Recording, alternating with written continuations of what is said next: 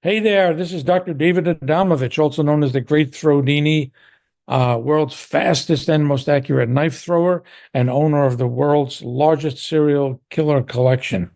Come on in and listen to verbal shenanigans and have a good time. But our shenanigans are cheeky and fun. Yeah, I mean, his shenanigans are cruel and tragic. Which makes them not shenanigans at all, really. Evil shenanigans. I swear to God, I'll pistol whip the next guy that says shenanigans. Hello, everybody. Welcome on back. And Mike, the emails have been pouring in last week. Who knew? Who knew? The guy I've been sitting across from for all these years, over a decade, was such an accomplished chef. If you read our newsletter, which I'm going to promote right at the top here, you didn't sign up on Substack, you can go to Verbal Shenanigans.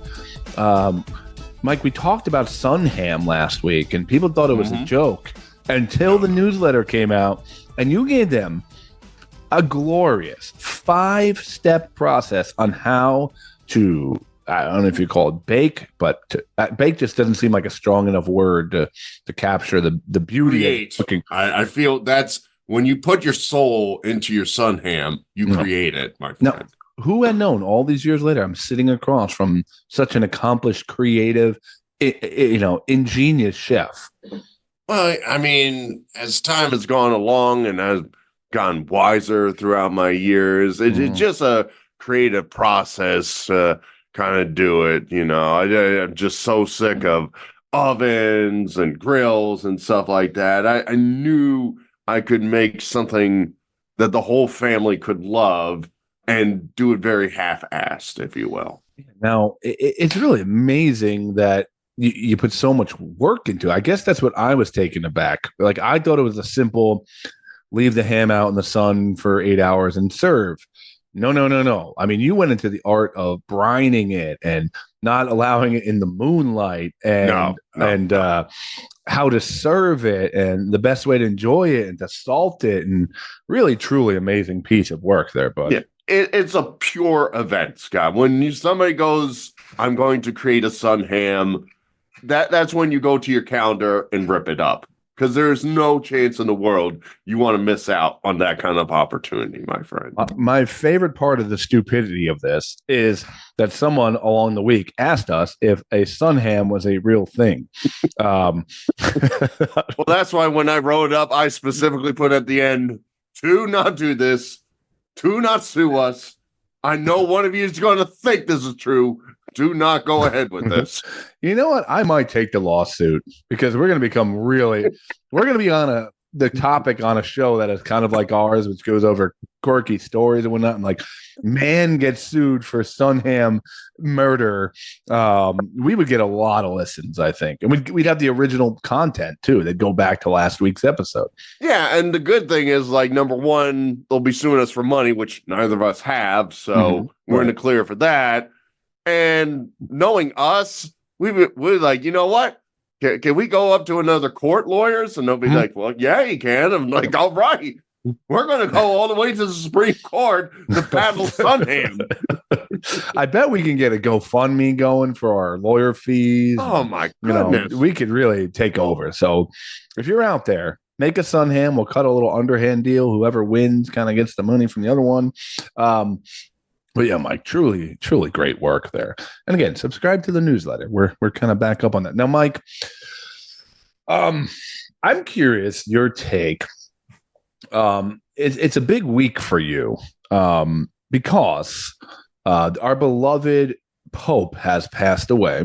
Okay, as you know, we've seen several popes in our lifetime go, and we actually seen so many go that we kind of know the routine of picking a new pope. We know the smoke is going to be going. Now, I wanted to ask you, since over the weeks, years, etc., you've been telling us how holy you are, how you've lived such a pure life that you would get into heaven first pick. No, they wouldn't even look into your sins, that you're that clean and whatnot. You told us about how heaven works, the waiting room in recent weeks. True. I'm curious, Has your interest been piqued? Like when a team gets rid of a quarterback because their contract's too big, and like an old veteran's kind of like, I could fill in there, and maybe like Joe Flacco, he's gonna go get a job somewhere, like he's gonna pick up somewhere every year because the guy's had some success and he's gonna fill in. Have you thought about tossing your name in the ring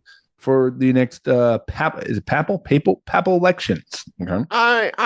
I have thought about it. I mean, I can't deny. I mean, it does intrigue me and all to add another thing to the resume. The world's greatest podcaster and the world's greatest popecaster together. Wow. I mean, that'd be pretty solid and all.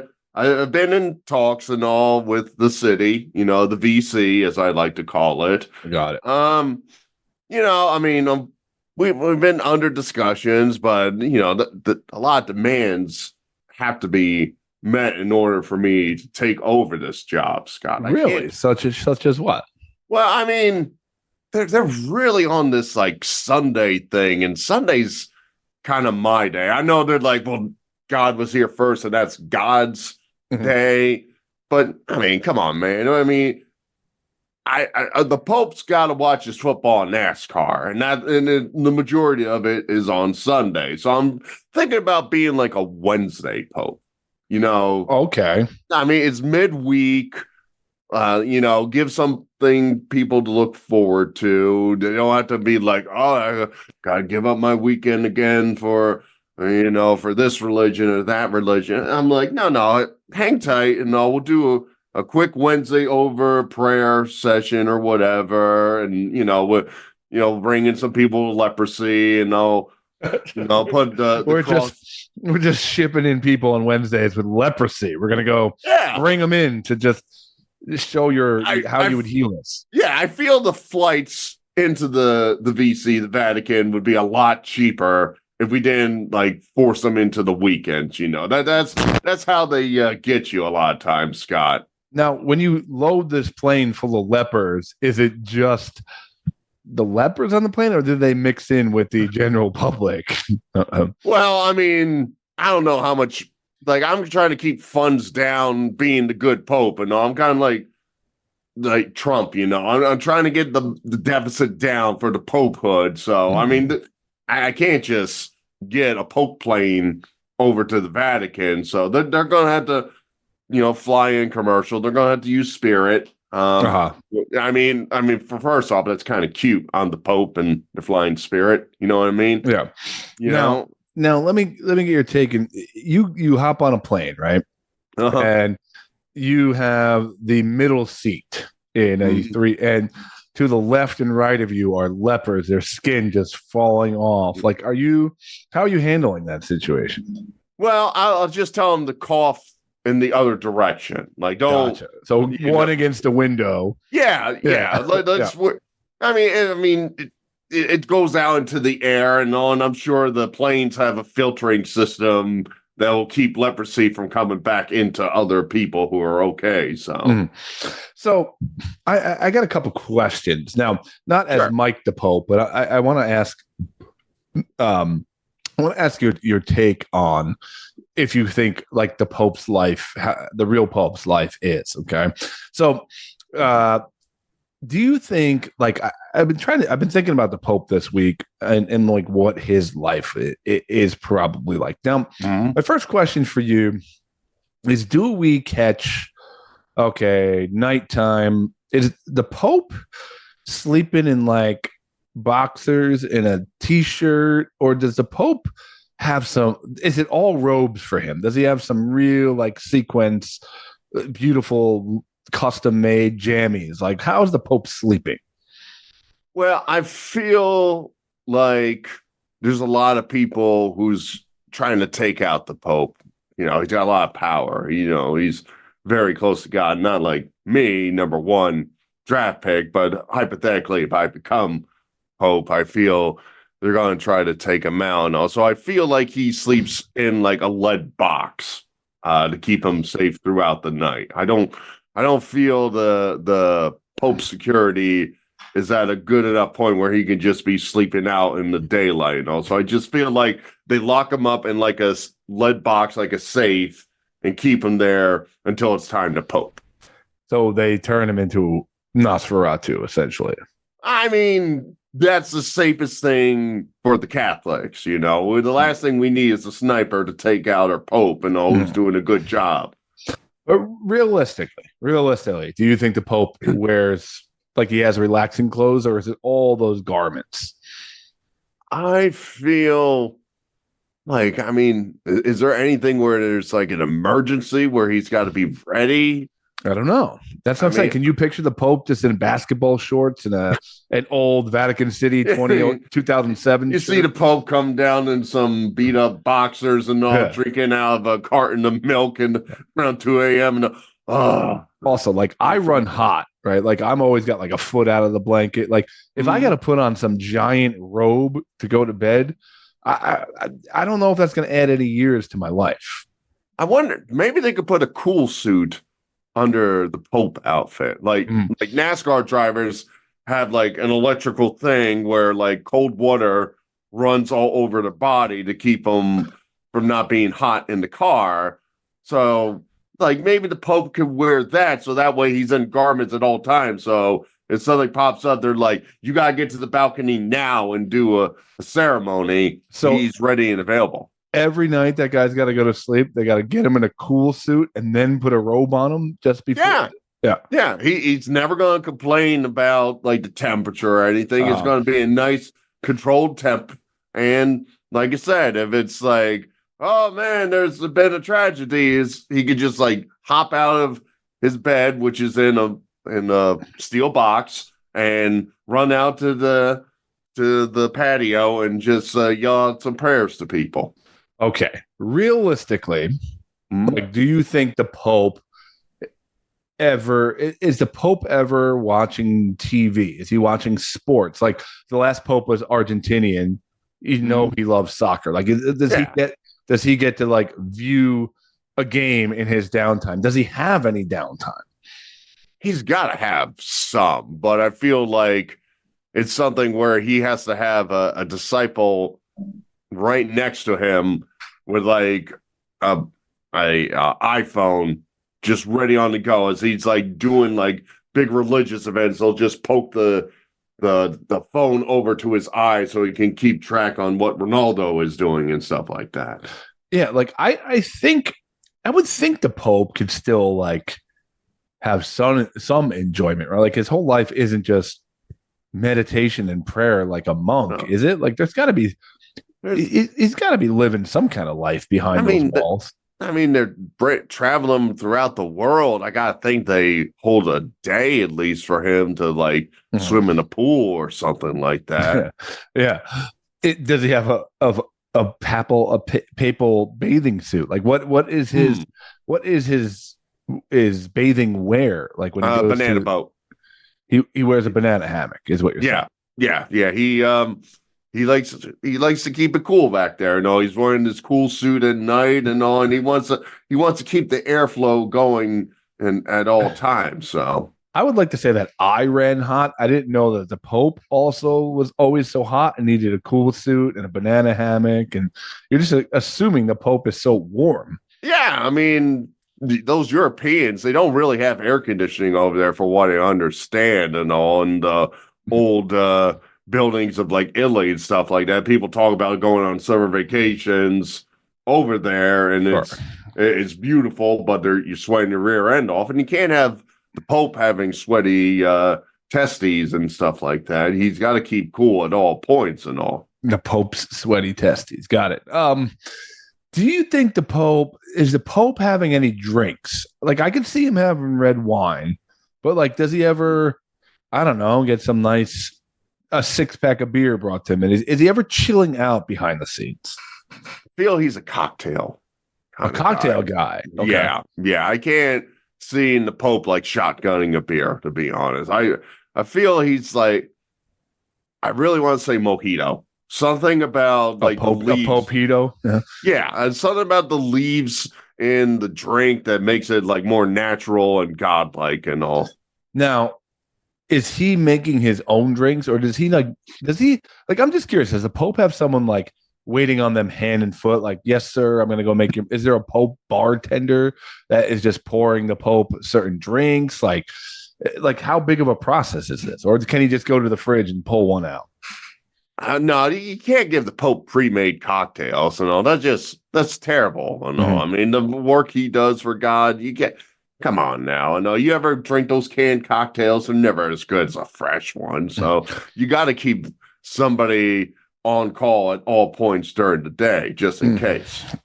Is the Pope, does he have his old friends from home come visit every once in a while, like, or his family from his buddies, when he was 17 growing up in Argentina? Does he ever fly them out to just kind of have a hang at the Vatican, or does he have to secretly be snuck out and go see his friends?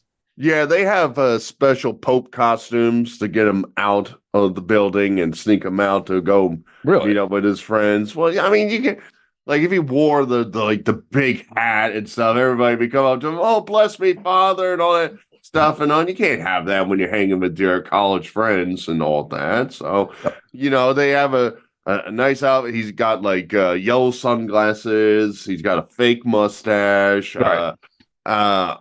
He's got one of them T-shirts that says "I'm with idiot" with a arrow pointing to a certain direction because it's hilarious there. Yeah, but does this guy does he have any fun? I guess is what I'm getting at. Or is his life actually like what we see on the cameras? Is it a boring mass in the morning, some prayers that do a couple waves on the deck? Is there? Say, we're joking, like you being the Pope, but is there any kind of allure to the average man? Like, oh, I would like to be the Pope. Is he living like a rich, luxurious life, or is it more of like the servitude to God thing? Everything's minimalistic. Hey, you gotta have some fun poping. I mean, you can't just have a boring Pope life, Right. I mean, because that job usually lasts for a good 25 years and all. Mm-hmm. I gotta think you get some kind of I would like to think I got that big Pope cane, just playing around with it and all, somebody's trying to walk out of the room and I could just hook their leg and trip them up and everybody have a good laugh about it and stuff like that. No, you gotta have a good sense of humor when you're poping. Now, kids are barely religion is not super huge in a lot of places anymore. Like it was when we grew up, even if you weren't religious, sometimes your family might force you to go to church and things like that because their parents forced them to go. Really seems to be dropping off a lot as the decades go on. Do we ever see a young Pope, someone who's 15 years old right now, and he's by the time I'm 35, I'm going to be the Pope. I'm going to be the youngest Pope to ever Pope. Or is there some kind of age restriction on it? Yeah, they keep on going for those 70, 80-year-olds who I don't understand. I gotta think somebody is decent enough to be a Pope at 40. Who would ever put 78-year-old men in power of big giant things, in charge of huge I mean, Scott, let's think about this. And can you imagine being in a room and they say our only choices are a 78-year-old or an 82-year-old, and he's probably going to be in power for, 4 years, let's say. Can you imagine the insanity and thinking this is how the system works? Right. We need an old, crusty man who's only going to give us a couple years. I want a 35-year-old man who's going to be I'm going to be your Pope for the next 60 years. You got 60 years of me. I'm bringing in new generations.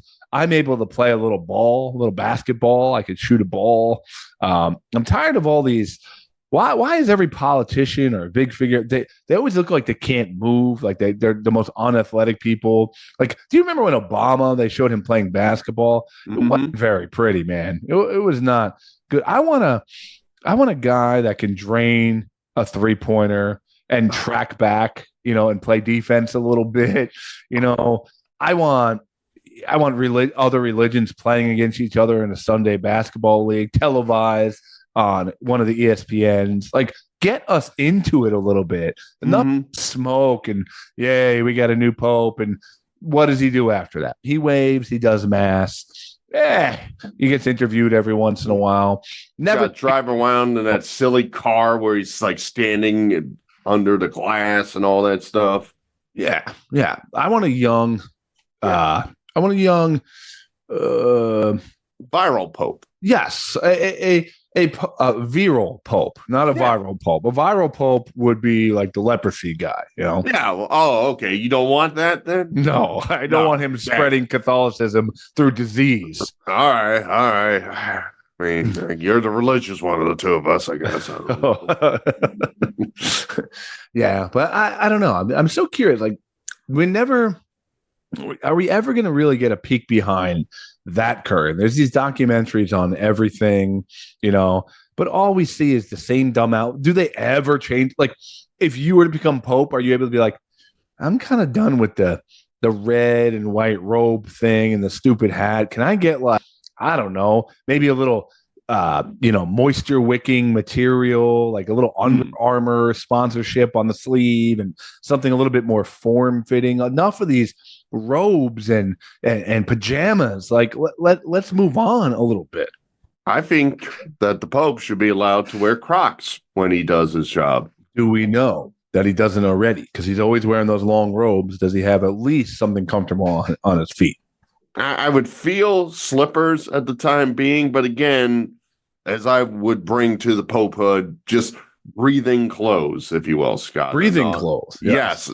Everything about the Pope's life should be comfortable as he's like giving everybody the word of Jesus and all that fun stuff. All right, real quick before we get to our guest here, give us Mike Burlew becomes Pope tomorrow. He's reforming the Pope outfit. What are you wearing to your first mass? You're hanging out that Vatican window. What are you wearing? I think I'm gonna wear like a custom like baseball jersey. It says the Vatican's on the front. Okay. I like it. What number you got on the back? Well, 1. I mean, again, right. Reminder, number 1. Sure. Like of heaven. So okay. Number 1. Yeah. Little on the nose, but okay. Yep. Yeah.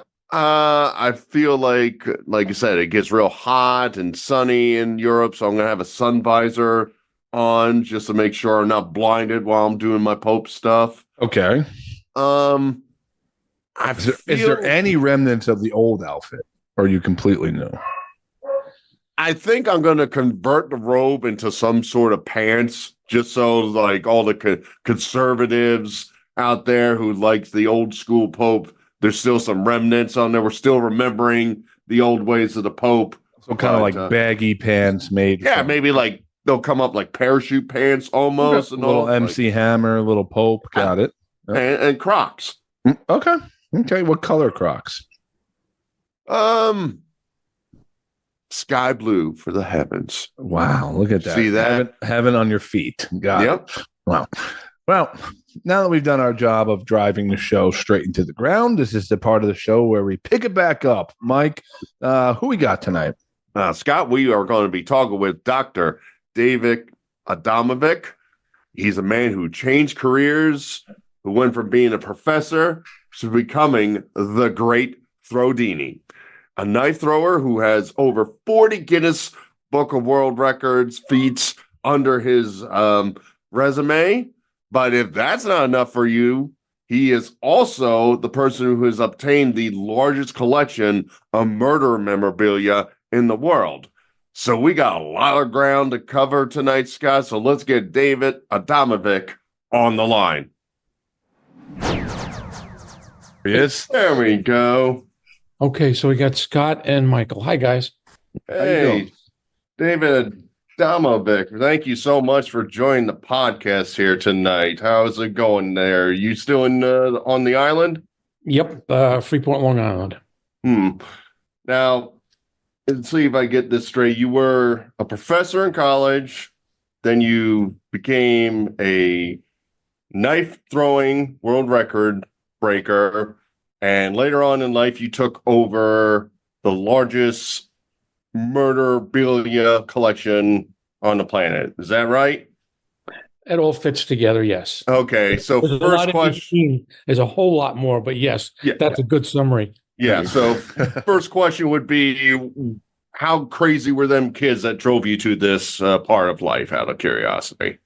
Oh, wow. I don't know. Which kids are you referring to now? Well, being a teacher, you going from teacher to throwing knives and... Actually, I only taught graduate school, and actually, for 18 years, I was teaching electrocardiography, biostatistics, and exercise physiology. Nice. And it's strange to say, but I found that many of the graduate students weren't really there because they wanted to be. They were there because they were teachers who, to get tenure within the city system that they worked, they had to have a master's degree. So they, selected something in a field that they liked or were familiar with. But many of them were there just to bide time to get their master's degree. Some of them were there to really learn because they cared. But the experience was mixed. And then, I moved out of that. I'll carry on the conversation here. One of my students was a physician, and we struck it off right away. He was an emergency medicine physician that was interested in exercise physiology because he was a marathon runner. So we struck up a good relationship, and he said, "What are you doing here at the university? Why don't you come out with me and be an administrator in my emergency medicine management company?" And that's after 18 years that I left the university and took that course. And then 5 years or so in that, he was selling the company. I was out of a job, and I opened a pool hall. What else would a 50-year-old, of course, natural segue, yes, who wrote, textbooks do when he leaves the university is to open a pool hall. Mm-hmm. And right when I opened it, the first day, one of the customers came in with a small throwing knife, showed it to me, and he said, "Oh, look, I got this present for my son-in-law." Excuse me. We both stepped outside the pool hall, threw it into a tree. He slapped it off. I stuck it, and I said, "Joe, I could do that." 9 months later, podium in the world championship, first place. And then after, let's see, I'll give you the full story. 5 years, I immediately went into competition because I loved it so much. I was in competition for 5 years. That was the age from 50 to 55. Time Out New York did a piece about me as this competition knife thrower who lived on Long Island. And a performer who lives on Long Island saw it, and he gave me a call and said, "Hey, I'm a Wild West performer, world champion. I do trick roping and bullwhip. Can we get together and you teach me some knife throwing to put in my act?" And I met him, and he, taught him right away. And he goes, "What are you bothering with this bullseye busting stuff for? Why don't you just do a stage act?" Yeah. I said I wasn't interested. I don't know anything about show business. He gives me a tape, like several hours of a VHS of several hours of the old time performers from the 50s, 60s, 70s that are only a handful were alive at the time. Now, when he gave me that tape around 2000, and I looked at it, he said, "Just look at the tape. Tell me what you think." I took it home. I looked at it, and I said, "Oh man, that's what I'm going to do. That's it. That's my life right there."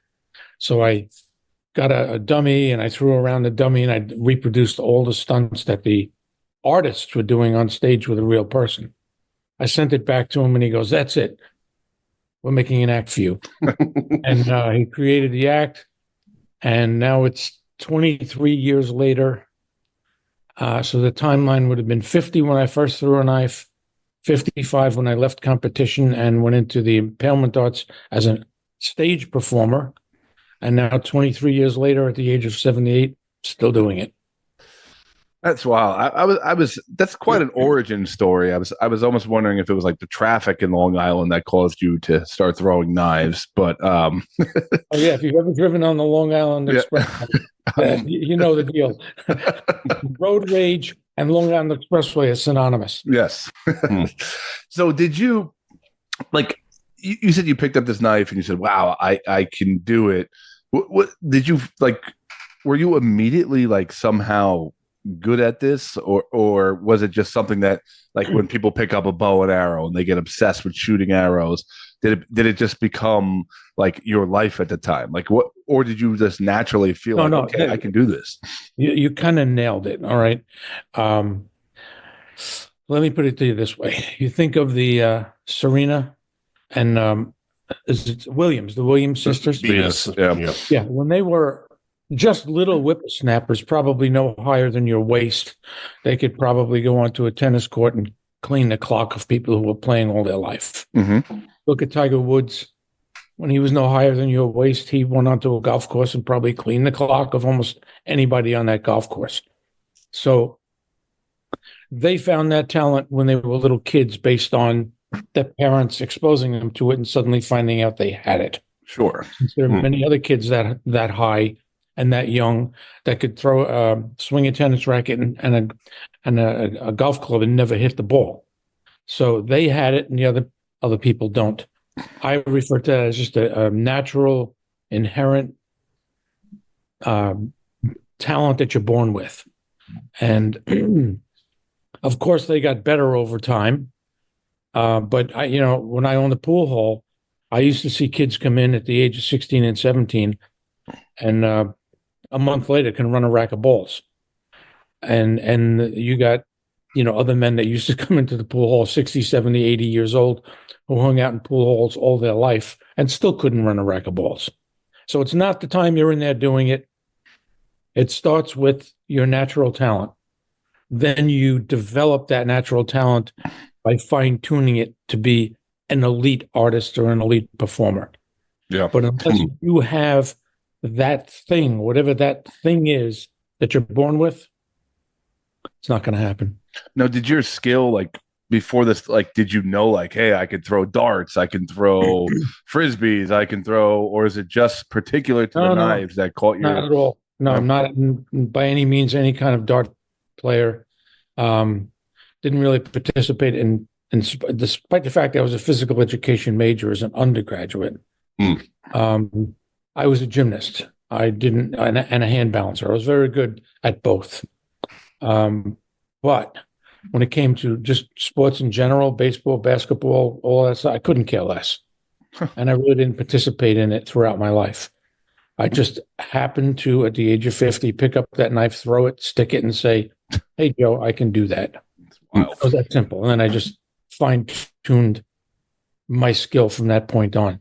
Can I say I'm better now than I was then, the first time I threw it? Sure, I'm better. But I was starting at, let's say 10 is absolute best. I was probably starting at 8 or a 9 when I first whereas, and then I just honed it up to a 10. When I give lessons to people, they come in and they, no matter what I do, I can't get them to stick a knife. I just can't do it. I just try, and they just don't have it. And then there's others that, like me, literally, first or second knife they throw, they stick it beautifully. And I go, you got it. Don't give it up. It's unbelievable. Yeah.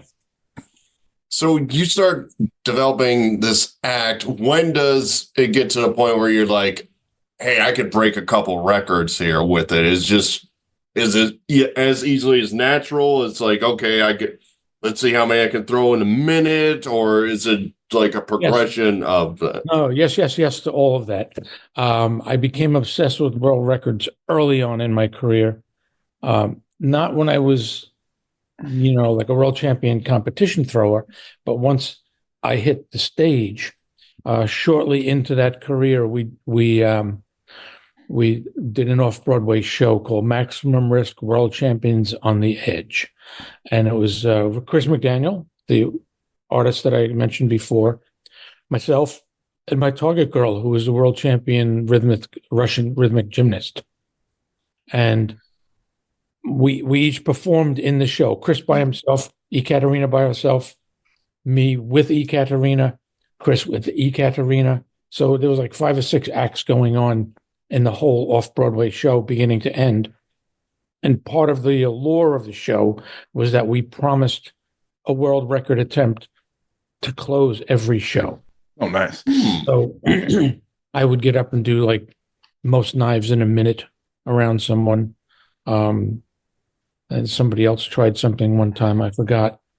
So, and then, I got one world record, and then I literally broke that and broke it again. And then if somebody broke it, I broke it again. And all in all, up to date, I think I have about 45 world records, of which, if you distinguish between setting and breaking, I've probably have about 15 individual records. And then the 45 number means that within those 15, they've been broken multiple times to bring me up to the higher number. So I always distinguish between the two. So let me ask you, like, you go from this obviously amazing knife skill now taking it to the stage. So I compare this. I've been a comic now for a long time. And they always say, like, you're really not finding your voice till like 10 years in, feeling comfortable on the stage. How long do you think it took you to catch up to your knife skill wise, to your act wise, to your comfortability on stage? Wow. It was actually pretty quick, because some of the advice that Chris gave me was, in a funny sense, it was if you're trying out a new girl as your assistant, if the costume fits, she's hired. Believe me, it's become a lot more than that in the long run, but it's kind of funny to say that. But my philosophy, and it's never changed, is that you are who you are and you grow in your life. But every day that you grow and everything you do as you move from career to career, job to job, you never lose who you were before. You take that with you into the new job. So, having said that, having 18 years as a graduate professor under my belt, I was literally the professor on stage. So I treated it, and I was the intellectual, serious half of the act, the performer. I would explain to the audience what I'm about to do. I was also very quick with dealing with hecklers. Maybe that was just part of being a teacher. You have a knife in your hand. I mean, you got to be quick. Yeah. Exactly. and the girl, my assistant, was the funny side.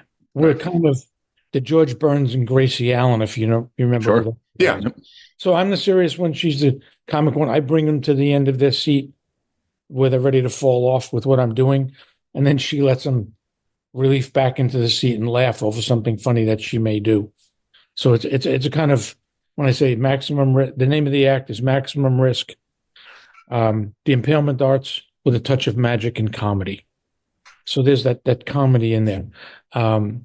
Yeah, I mean, am I quick on the comeback? Yeah, one time, it was the Triad Theater on 72nd Street and off Broadway in New York City, and it was a tight stage, and the audience had just off the stage to the left was a table of girls that were there for a what do you call them? When the girls bachelorette party. Yeah, bachelorette party. It's the worst thing in comedy. You see that, you're like, okay, here we go. It's going to be one of those nights. Mm-hmm. So they were heckling the hell out of all the acts before me, and it's not telling me backstage, watch out for that group up in the front. They're going to break your chops. So I said, I'm not worried about it. I go out. I mean, within moments of being on stage, one of them says something stupid.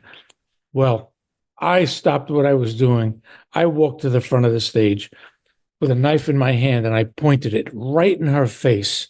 And I said, don't F blah, blah, blah with the knife thrower. Yep. You know what I said? Yep. Well, the rest of the place, the whole audience literally gave me a standing ovation. I'm giving you a mental standing ovation right now for all the bachelorettes I've had to deal with on stage. You're my hero at the moment. Yeah, and I mean, I'm in a theater with normal people, maybe some kids in there, and I let the F-bomb go. Sure. Just as well as I could with "Don't F with the knife thrower," pointing that knife right in her face. That was it, man. I owned that night after that. Bravo, good sir. It's a good name for the next show. Don't F with the knife thrower. The next act. I like that. There was another cool one early on in my career. It was a sideshow with Todd Robbins and friends, and we were at the some theater in the Village, and most of my, if not all of my target girls are really very attractive with beautiful bodies, and someone from the front row yells up, "Hey, are you two an item?" And I just, with the knife in my hand, I stopped what I was doing. I turned and I said, "Really very cool. Wouldn't you like to know?" And you know what? I'm not going to tell you. Yeah. Turned around and kept throwing. Yep. And the audience just loved it because, maybe he shouldn't have asked me that question, but I just came back with the right answer at the right time, and I was happy with it. Dealing with I'm sure like these knives had to be like certain weights and stuff like that. Are you keeping your knives for a long time, or after a certain amount you have to give it away? Just make sure you keep your balance and all your flows when you're doing your act. I'm using the same knives now that I did when I first started 23 years ago. They last forever. As long as you don't bang them into each other and make dings on them. It's a really nice piece of steel. My knives are about 14 inches long, and is it an eighth of an inch thick, and they weigh about 12 ounces. They're called diamond head, so there's no top bottom. There's only a front, a pointy end and a handle end, and the edges are actually blunt. You can slap that knife against the edge side of the knife against your handle. You won't get cut. All that matters with a throwing knife is that there's a point. Yeah. And believe it or not, that point only sticks into the board about a quarter of an inch.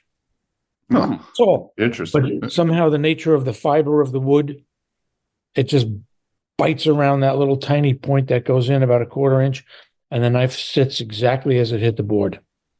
So I do is make sure my points are pointy. So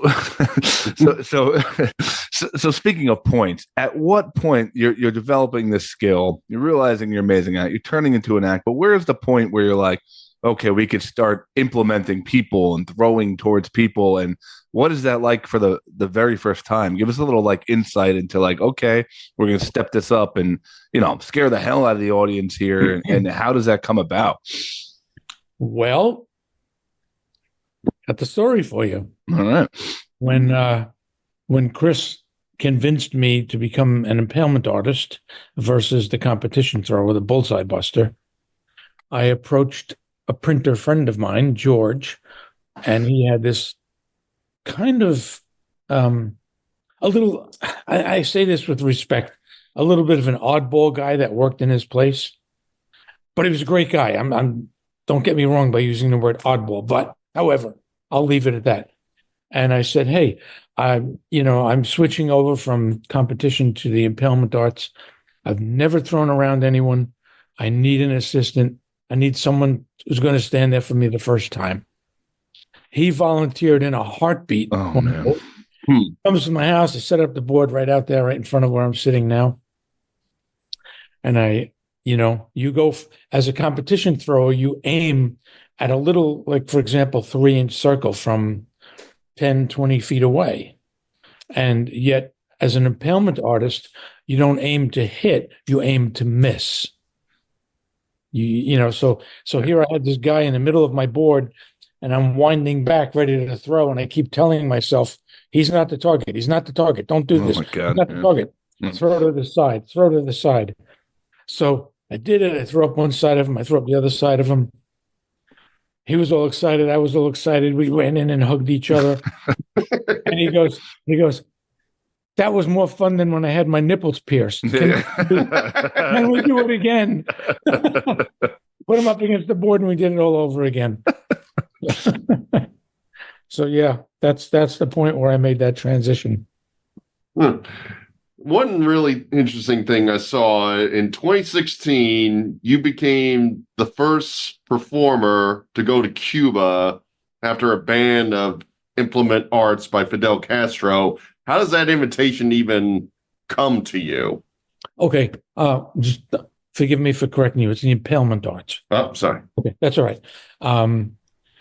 I was doing a show called the Great American Variety Show at the Borgata Hotel and Casino at Atlantic Avenue. What's wrong with me? Atlantic City. The Borgata Hotel and Casino in Atlantic City. And two of the other artists in the show were from Cuba. And, they fled at some point and they came to the United States and started performing in Ringling Brothers. And they tour all around the United States as a hand balancing team. Duo Fusion is their name. And so they and me and Ruslan, the chair balancer from Las Vegas, and a couple of magicians and another act that the roller skating on a little circle and he's swinging the girl around. So we together were collectively the Great American Variety Show. Nice. And Joe, the male of that team said to me, the hand bouncing team said, "Hey, they're doing the Cuba, the National Circus of Cuba is doing their national festival. Would you like me to contact the owner of the circus and see if he's interested in a knife act?" Well, after I cleaned my underwear out and I was able to speak, I said, absolutely, yes. Few exchanges of things went back and forth.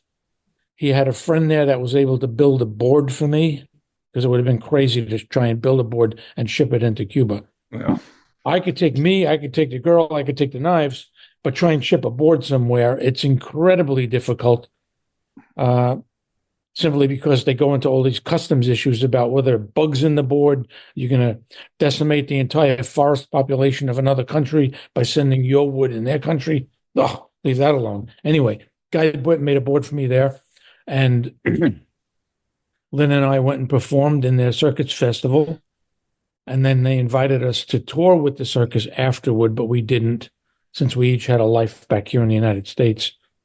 And a real good story about that circus thing was Castro did not allow knives in the country or guns. And when we got to the airport, I had this little blank charge.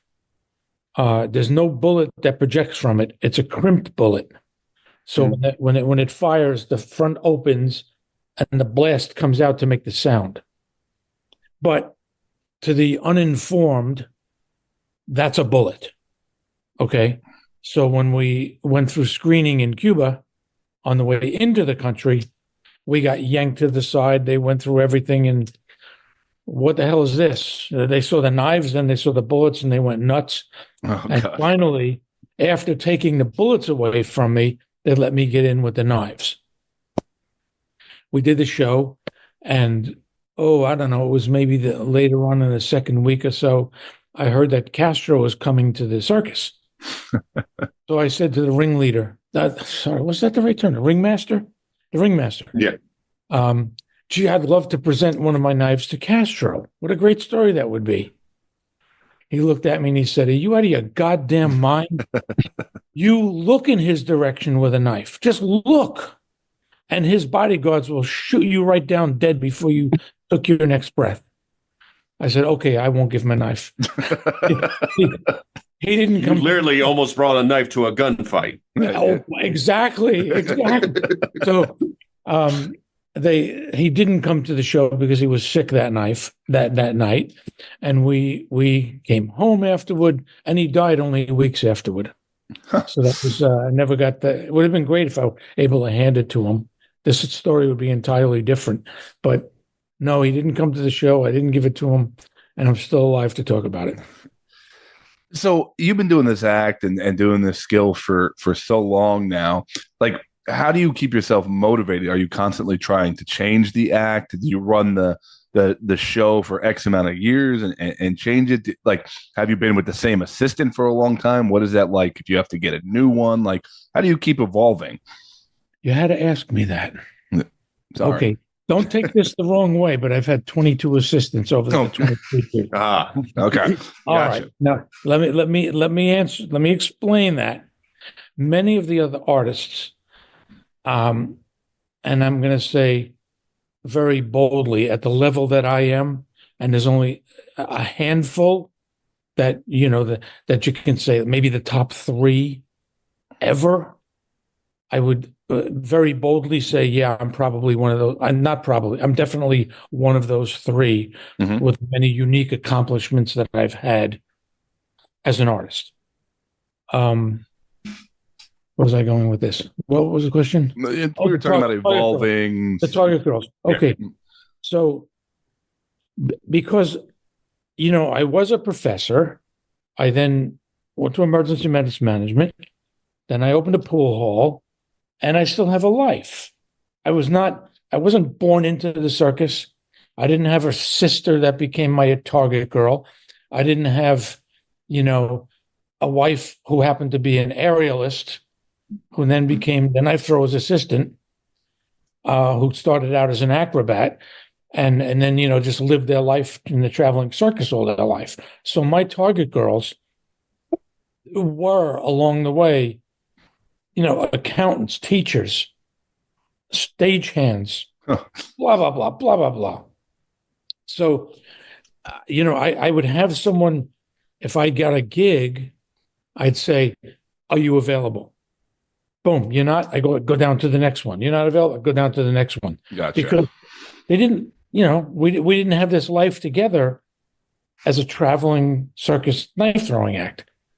And so that's the reason there've been so many, if that helps. And usually I will say on only a handful of the 22 or 23, I've had to go looking for someone. Wow. In most cases, they've come to me asking to be my assistant. Can I volunteer Mike as tribute for you doing this interview? Absolutely. Send them out. I'll be happy to throw. Yeah. Now listen to me carefully. Okay. I'll be happy to throw around him, not at him. Damn it. Everybody. That was Scott's follow-up. How long have you been throwing knives at Amanda Jane? I said, for goodness sakes, I don't throw at, I throw around. they last a lot longer that way. So I hope that makes sense. Yeah. Now, as amazing as the story is and how you got into it later, just a natural act, I'd be remiss if I don't bring up another part of your life that I've heard about. So for what I understand, you had a friend who had a memorabilia collection that you took over. Kind of give us like a background of how you heard about it, and when you heard about it, like the plans on what to do when you take over stuff. Like, as I see, you have just took over some very important classes. I see. I'll let you tell about. Okay. Somewhere in my mid-career, I was doing not only performing, I was doing world record shows. And because I performed in the magic community, I was kind of a regular at Monday Night Magic in New York City. Even though I'm not a magician, I'm a knife thrower. Mm-hmm. And what they say is what he does is magical. They don't say I'm doing magic. Richie Magic came to the Magic World Record show that I was doing at Phantasma Magic in New York City. And I was soliciting magicians to come in and do, incredible sleights of hand, how many they can do in a minute, how many shuffles they can do in a minute, how many coins they can produce in a minute, etc. And Richie came to that show, introduced himself to me. We became friends. I then invited him to perform in shows with me. And we just, got closer and closer as friends. And then one day he said to me, by the way, my real name isn't Richie Magic. I changed it legally after I retired. I was a career corrections officer. I think it was Yonkers or Westchester. And he retired as a sergeant. Then afterward pursued in a full-time way his passion as a magician and changed his name from Richard Dickstein to Richie Magic. Legally, he became Richie Magic. Then one day along, we're sitting here at my home having dinner, and he goes, by the way, that famous by the way? And he said, I have this collection.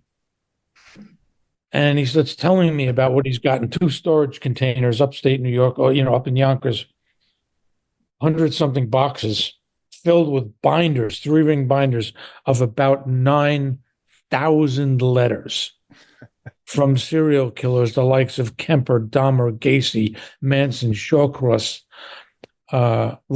Ramirez, et cetera, Berkowitz, on and on and on.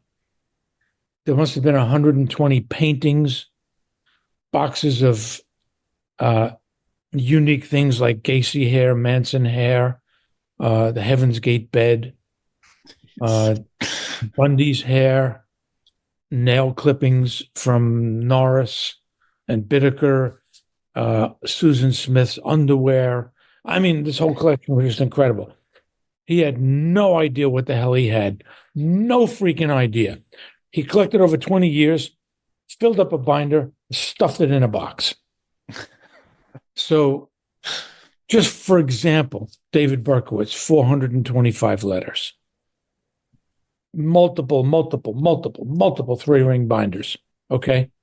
So he tells me about it. I go up with him and I said, what do you got there? He goes, I don't know. I've just been putting it in the place forever.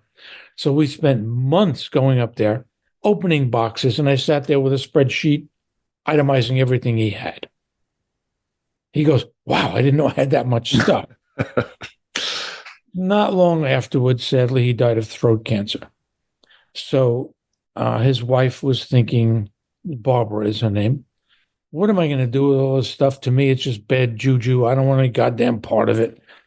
So I said, well, there's nobody that knows what's in those boxes better than me, since I went through every single piece, itemized it in a spreadsheet. Make me an offer, that kind of thing between her and I.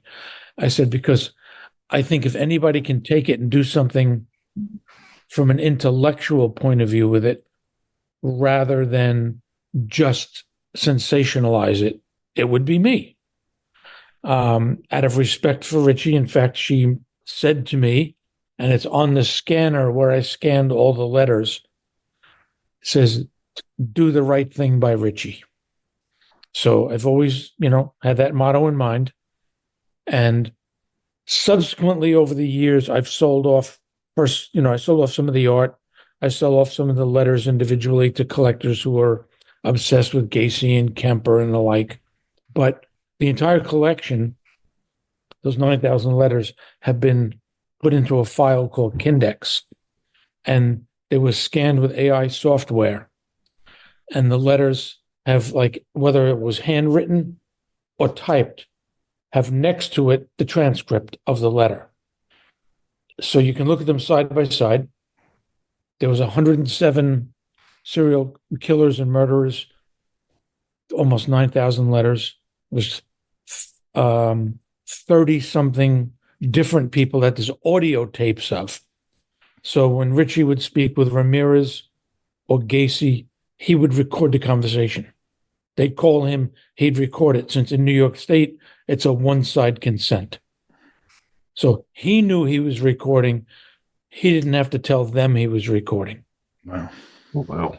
That's life. Okay, so he recorded all these conversations, and in the index, the Kindex, he's taken the 33 hours of audio tape that I have and transcribed with AI software the audio conversations into a transcript.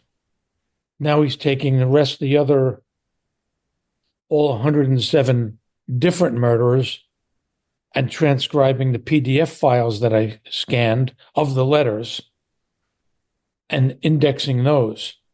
So literally we can go in there, and we can say, just as a general search, your name. Okay. And it'll scan through 40,000 pages of scanned material looking for your name to see if any of those serial killers mentioned you. Wow. So, kind of, so in taking it over, I consider myself the curator of the collection. I'm not a collector. The only thing I bought in 10 years that I've owned the collection was Jeffrey Dahmer's booking glasses. Some of the other glasses that he's owned are floating around and are in museums. Serial Killer Collection, the Alcatraz East Museum. But those are glasses that Jeffrey Dahmer had during his life, perhaps during his time in prison. But if you think Jeffrey Dahmer, yep, and you see that image of the time he was booked on July 24th, 1991, he was caught on July 22nd, the evening of the 22nd, when the cops went to his apartment and saw the head in the refrigerator. He was like kind of preliminary booked on the 23rd. He wasn't wearing glasses. On the 24th, they booked him again. He was wearing glasses. And that is the iconic image known around the world of Jeffrey Dahmer with those kind of big aviator glasses, I got those glasses. It's the one thing I bought. They fell in my lap as a very unusual story, which I'd rather not go into here. But I paid a lot of money for them. But I figured if I'm going to buy anything, I might as well buy those. And anyone in the collecting field, serial killer memorabilia, would probably admit that's, if not but one of the top 3 pieces of the holy grail of serial killer. Yeah. Wow. Everybody knows those goddamn glasses. The moment you see them, or you see Dahmer, you recognize him because of those glasses that he's wearing. And where I am at the moment is I am friends with the toxicologist who is the past president, commander of the VDOC Society. It's a cold case society. And he happened to, just by chance, work on some of the toxicology of the people in the Dahmer case. I showed him the glasses, and we both noticed some dark crud around the rim between the glass and the frame. And of course, we both knew the same damn thing. What's that dark crud over there? It's probably blood.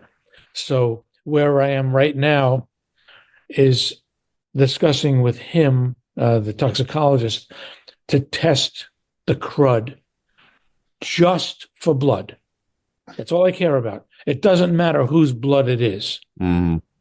But since those were the glasses that he was booked on 2 days after he was arrested, and obviously, I mean, it's not hard to figure this out, wearing at the time he was arrested and the time he was committing those crimes, at least in the short period before he was arrested, one might assume that's the victim's blood. Wow. And I would say that if Dr. Readers can confirm that for me, it would make the greatest dinner conversation you've had in a long time when I show you those glasses. Because, it doesn't matter whose blood it is. If it's blood, it speaks volumes for what it is. Yeah. I wouldn't open the dinner date with that. No. Gradually get into it, and I'll talk about the weather, and then eventually, oh, by the way. The famous by the way. or wear them the whole dinner and then tell it at the end, Well, now that I'm kind of transitioning in my life once again from, professor, minister, chef, professionally trained chef, pool hall owner, paramedic, and I don't know how many damn hats I've worn. And professional knife thrower. I'm now kind of going back to my academic roots. I have an ADD, a Doctor of Education in Exercise Physiology from Columbia. So I'm going back to my doctoral roots and becoming now something in the true crime community. I gave a lecture at the American Academy of Forensic Scientists on, it was entitled Serial Killers from Sorry to Batshit Crazy. And it was a short presentation, about 20 minutes, 20 minutes. And I'm trying to now get on the lecture circuit talking about the serial killers. And the sorry happened to be Susan Smith, who was kind of regretting killing her 2 kids that she drove into a lake in the backseat of a car. And batshit crazy was Manson, who, believe me, that guy was nuts. You can hold a conversation with him just as we are now. But if you read one of his letters, he literally wrote like a 3-year-old with a crayon with 10 or 20 words that couldn't be put together in a string that made sense. Wow. So, I refer to him as batshit crazy. I had jokingly said to people, my friends, that, gee, if I get to do another lecture soon, what I might do is, after I put up one of the Dahmer letters that I have and the lights come back on, I would slip those glasses on in the meantime. But you know what?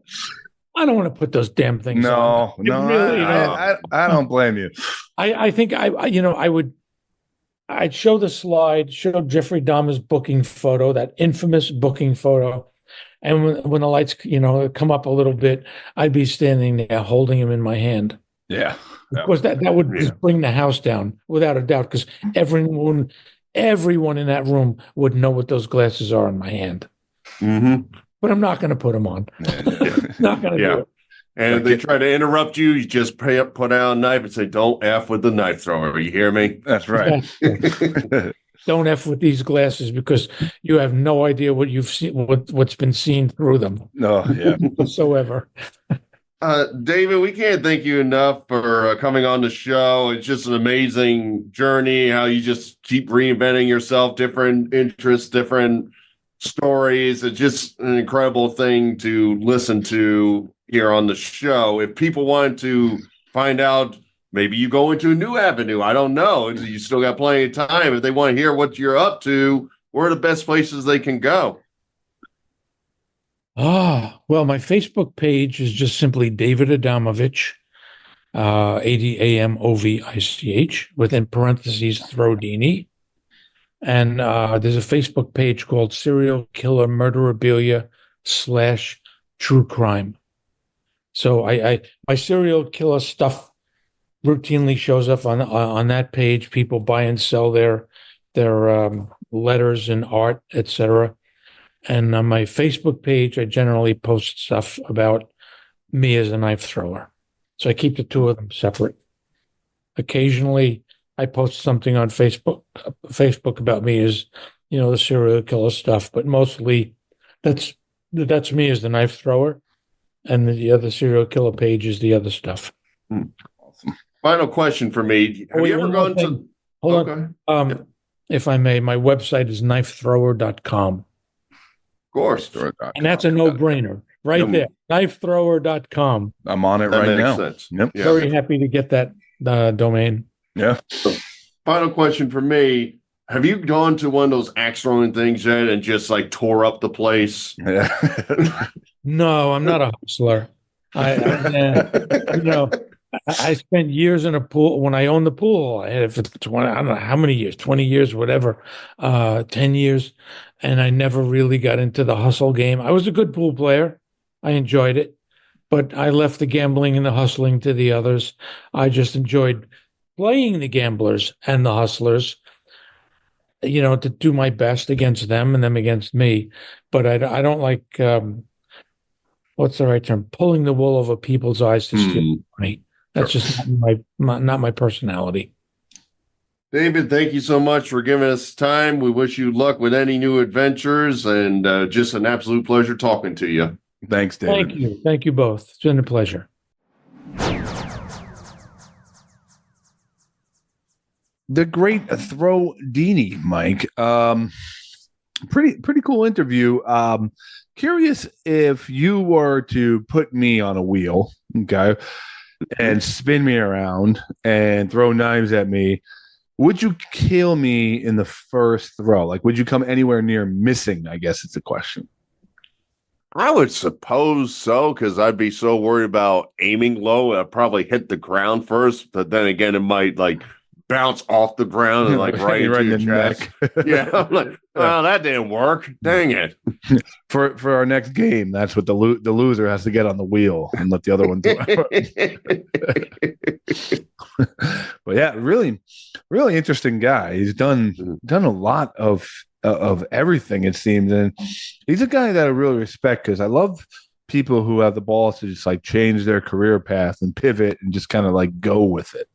Yeah, you wonder if, like, I'm not sure, like, what the situation is with his parents and all, but, like, imagine they're, like, because he changed his career at, like, 50, so let's say they're, like, 70. Mm-hmm. He calls up, Mom, Dad, I'm sick of being a professor. Last night I picked up this blade, and I threw it at a spot, and I hit it, and I think I want to do that for the rest of my life. Yeah. Yeah, it'd be even worse if his parents were older and they're like, "My son's a knife thrower." They're like, "Okay, Betty, it's time to go to the home." Like, it's not, like. I swear, he's the Great Throwdini. Yeah. Have you taken your medication today? Would you put on the Dahmer glasses?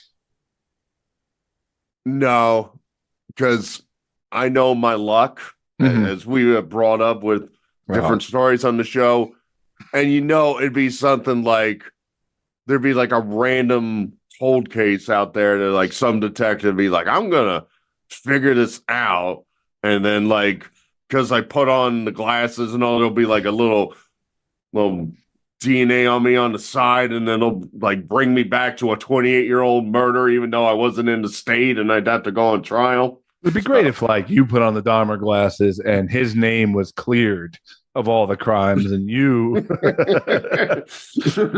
the judge is like, you know what? It just makes sense now. Have you heard his podcast? It's way crazier than anything Dahmer told us.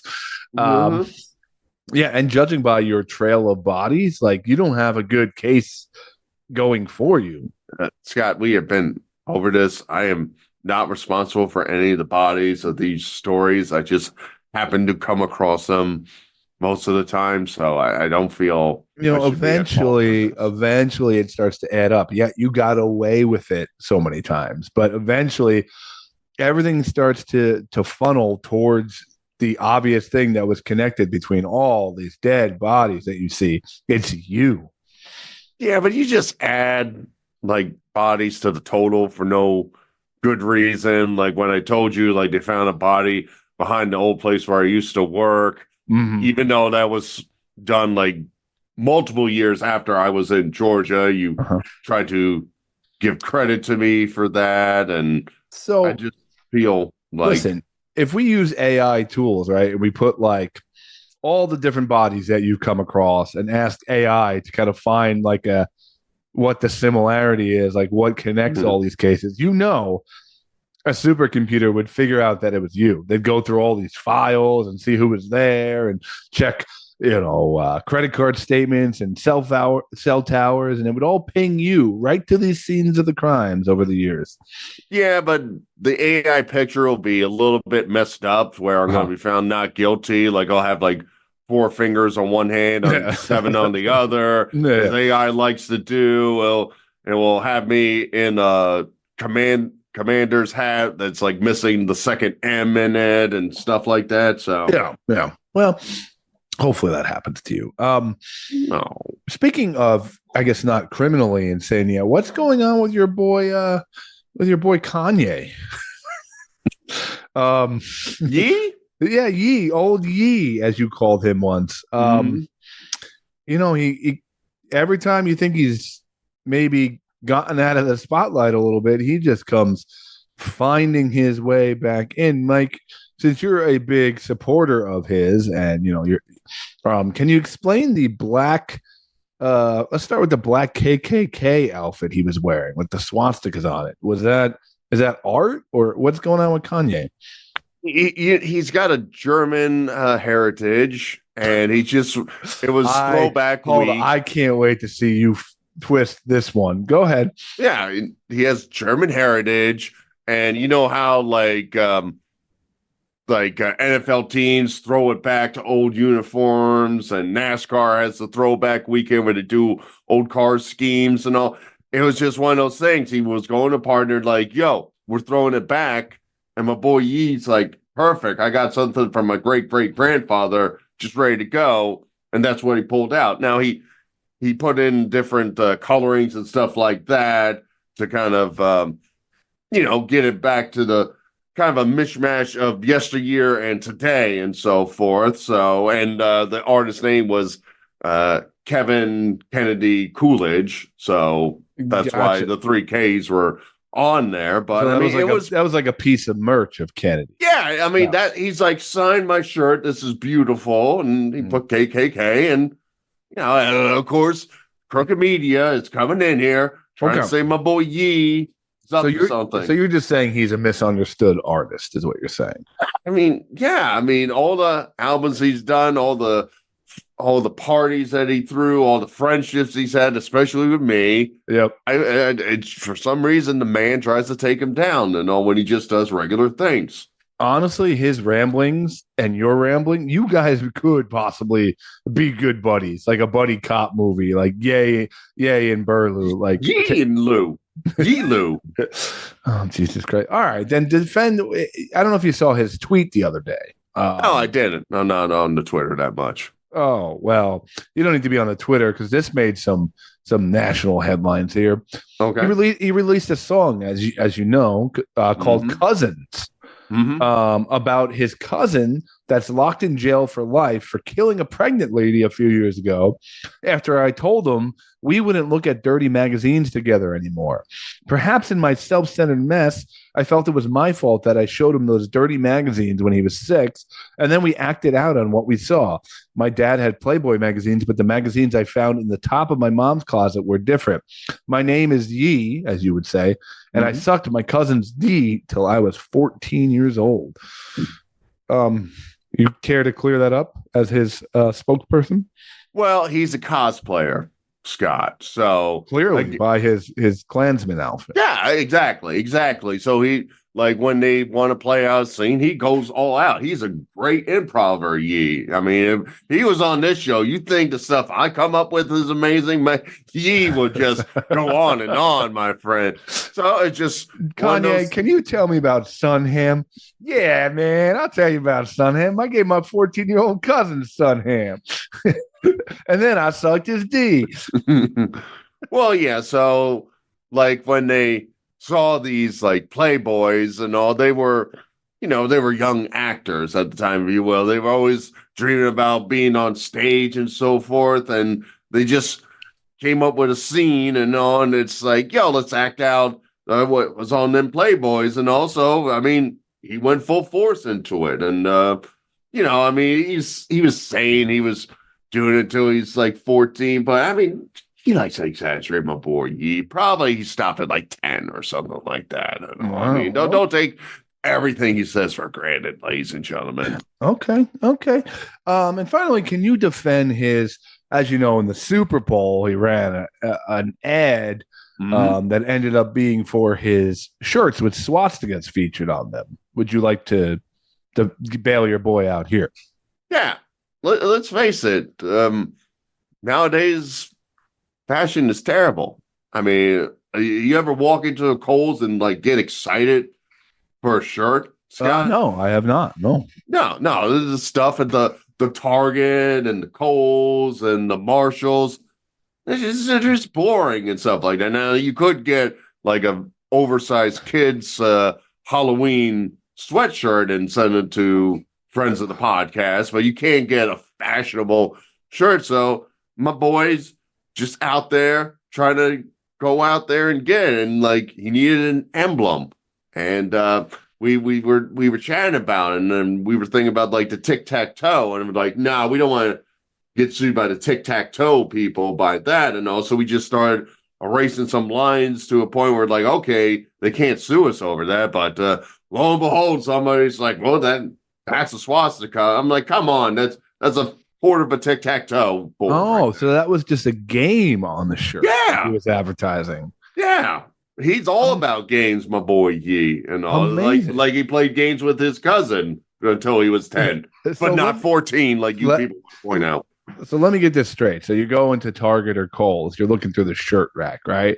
Yeah. And then you're flipping through, and like, you know, you see the old Rolling Stones logo, the Nirvana shirt, those polo shirts with like the alligator on it. I'm like, been there, done that. And then like a kid's flipping through, and he's like, I don't really know who Nirvana is, but what's this thing? And he goes for the first day of school, clothing shopping, and he shows up to his 6th grade class in a nice swastika tee. A fractional tic-tac-toe. Okay. It's really sad that you people can't look inside the emblem and see the good in it. Like back in the day, that was terrible. But this emblem, that's beauty right there. No, I mean that's a man who's just trying to put his art out there, but you all want to bring him down just because he did stuff with his cousin until he was 10. 14. But no. I said he was exaggerating. Come on. Well, now that we've had another very, very informational, very factual podcast, we broke down the borders of what's going on in Vatican City. We learned about the largest murder collection and how Mike could possibly be related to that collection. The answer is none. We learned about how Kanye is one of those men you just have to separate the art from the artist, right? He's just a man going through a bit of a struggle. That's all. And I mean, sounds about right. I mean, I like these summaries at the end of the show, because sometimes you go, how did we get there? But now we can go back to the recording and be like, let's just go to Scott's summary of tonight's episode. Well, other than the Throwdini leveling us out, Mike, do you have anything to promote before we go? I will promote our friends, the Nappy Roots, and their brewery, Atlanta, Tucky. I just went there recently. They always have amazing beers. They're collaborating with all the local breweries down here and all. They had some amazing IPAs and fruited ales that I've tried recently. I always have a great time. It's a beautiful showroom. You'll always see on Instagram, like it just bustling in the city, hanging out at Atlanta, Tucky. It's a really cool site. A lot of times the Nappy Roots are there, so you can hang out with some great singers and just have a good time with a good beer. So check out Atlanta, Tucky, right by Mercedes-Benz Stadium, ladies and gentlemen. Nice. And I will not promote, but I just want to give a shout out to two-time guest of the podcast, Mr. Jim Miller, UFC legend. I mean, the dude he's trying to get to 50 fights, not 50 fights in a career, 50 UFC fights. He's been on UFC 100, 200, and 300. He just fought the other day. Unfortunately, he did not win. Fought a young stud in Chase Hooper. But he lasted all 3 rounds, and just a lot of respect to a dude who's been through a million wars and Lyme disease and everything else, and is still somehow fighting, which is absolutely insane. So shout out to Jim Miller, keeping it going and looking forward to his next fight and seeing if he can get to 50. I believe he's at 46 or 47 total, which is really, truly unbelievable. And that's it, guys. We have a lot of exciting stuff coming up. If you think our guests are unique, there's a chance they're going to get more unique as the weeks go on. And we got some good guests coming up and some good stuff. And subscribe to our newsletter. If you don't listen to the show, it gives you a little summary of what happened in the weeks before. I know we missed 2 weeks, but I sent you out a little summary. And Mike sent you a recipe that is just to die for. So that's it, guys. Life is funny. Laugh at it. Keep the wind at your back. You down with P-O-P-E? Yeah, you know me. Down P-O-P-E? Yeah, you know me. Grandma.